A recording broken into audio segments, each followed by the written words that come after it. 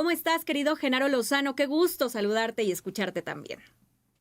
Contento de saludarte como siempre, más contento Gracias. porque ya es jueves, ahí viene ya el puente, querida Bianca. Así Muchas personas es. vamos a salir, yo me voy a Oaxaca, yo sé que tú no vas a poder porque el lunes tienes que estar en las noticias dándolas aquí en La Octava. Entonces ya me imagino que no tendrás puente, querida Bianca, ni tampoco nuestras Disfrutas, compañeras y disfrutas compañeros por de mí. cabina, pero disfrutaré por ti, te traigo por ahí un mezcalito o algo.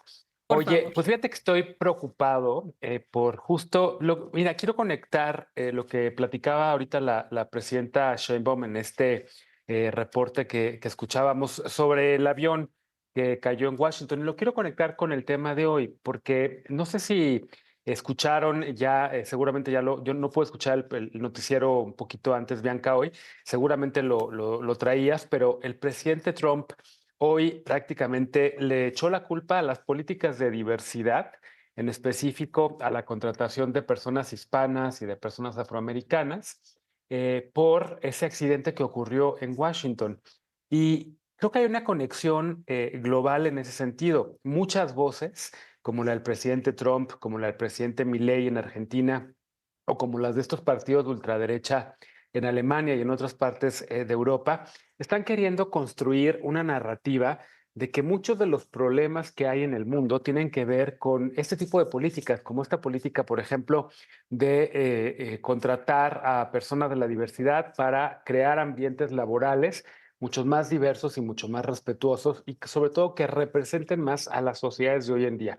Trump le echó la culpa a estas políticas del gobierno, así lo dijo él, del gobierno de Obama y de Biden, aunque realmente esas políticas de inclusión laboral tienen mucho más tiempo, y le echó la culpa a eso, sin dar ninguna evidencia, sin dar ningún tipo de datos, sin decir realmente si esa aerolínea en específico había contratado más personas hispanas o afroamericanas, sin decir quiénes eran los pilotos o las pilotas del avión.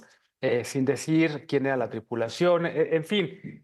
Y quiero conectarlo con lo que acaba de ocurrir, que justamente es lo que hace que este sábado cientos de miles de personas van a salir a marchar en la ciudad de Buenos Aires y en otras ciudades de Argentina, y recientemente salieron a marchar en varias ciudades de Alemania, porque hay estas narrativas en varios de estos líderes de la derecha internacional que buscan esta especie de movilización del odio, de movilización del descontento, de echarle la culpa de los problemas de algún país o de algún gobierno a estos enemigos inventados, en este caso la diversidad. Fíjate que recientemente también lo platicábamos hace algunas semanas, se dio en Davos ese foro internacional económico al que acuden líderes mundiales. Por parte de México fue la secretaria del Medio Ambiente y ex canciller de nuestro país, quien fue a hablar justamente de la agenda de cambio climático, de cómo México quiere contribuir a este tema vinculando la economía con el desarrollo sustentable.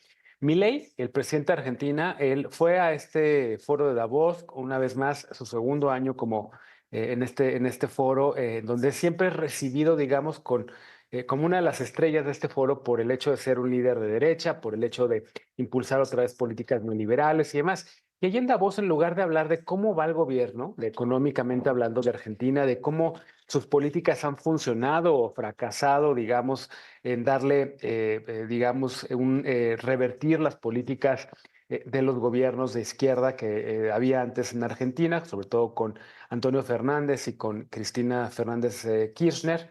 Y en lugar de hablar de eso, pues empezó a hablar prácticamente de lo woke, así dijo, de las políticas progresistas, de que su gobierno ya solamente iba a reconocer a un hombre y una mujer, exactamente igual que Trump, y diciendo que estas políticas habían producido el abuso de menores, que habían producido que pedófilos, así lo dijo él, violentaran a menores de edad, políticas que dañaban a las infancias, en fin. Un discurso completamente fuera de lugar en un foro en donde no tenía que ir a hablar, hablado de eso, sino de política. Y ese discurso fue lo que detonó que la semana pasada grupos de personas LGBT, colectivos allá en Buenos Aires y feministas, salieran a hacer asambleas antifascistas con el lema de nunca más al closet o nunca más de regreso al closet.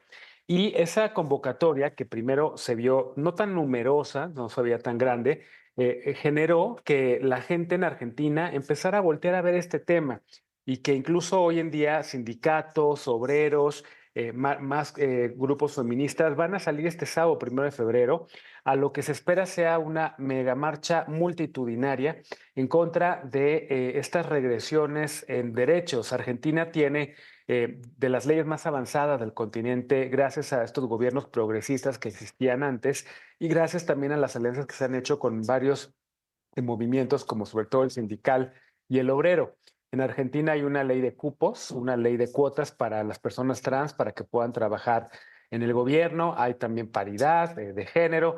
En Argentina hay matrimonio igualitario, hay reconocimiento de la identidad de género. México y Argentina, de hecho, más o menos por ahí del 2006 empezaron a discutir estos temas con mucha mayor profundidad y ambos países lideraron en el norte de Latinoamérica, México, y en el sur del continente Argentina, el avance de estas políticas progresistas. Hoy Milei quiere revertir todo eso, argumentando falsamente que la igualdad se viola por este principio de discriminación positiva, argumentando falsamente que se pierden oportunidades laborales por ello. Entonces, va a estar muy interesante ver esta convocatoria el sábado. Sobre todo, a mí me interesa pensar en que está trascendiendo, digamos, al movimiento LGBT o al movimiento feminista y que, como te decía, hay ya convocatoria también de los movimientos sindicalistas en Argentina, de los movimientos obreros, un poco para decirle a Milei, basta con este discurso antiderechos. En Argentina hay una tradición de pluralidad, de diversidad, que la población de ese país, al igual que en México también, por cierto, se ha avanzado mucho en esos reconocimientos y que ya está, de cierta manera, inyectado en la sociedad esta política de no discriminación, esta política de incorporación, de inclusión. Afortunadamente en México, Bianca, la presidenta Sheinbaum viene de un movimiento que ha acompañado a estas causas. Afortunadamente en el sexenio de López Obrador se avanzó en estos temas como nunca antes en la historia de México. Matrimonio igualitario ya existe en todo el país, identidad de género también, el aborto está avanzando cada vez más en todos los estados, ya son pocos los estados que faltan todavía por avanzar en el reconocimiento de estos derechos.